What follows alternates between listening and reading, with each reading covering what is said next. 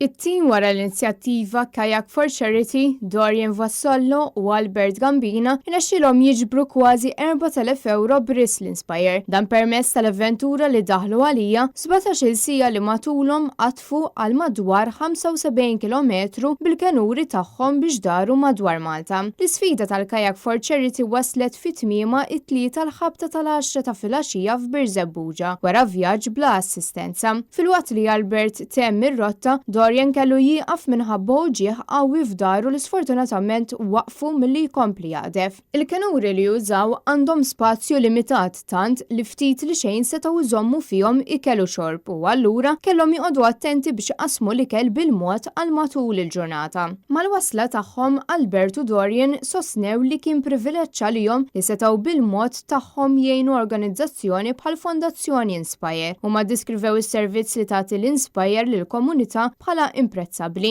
fil-waqt li nkorriġġew lill-pubbliku biex jagħmel id-donazzjoni tiegħu. Antonello Gauci, il-kap eżekuttiv ta' Inspire, ringrazzja lil Albert u lil Dorian tas-sapport kontinwu tagħhom u tal-li ħarġu bi sfida ġdida b'Risk Inspire Foundation.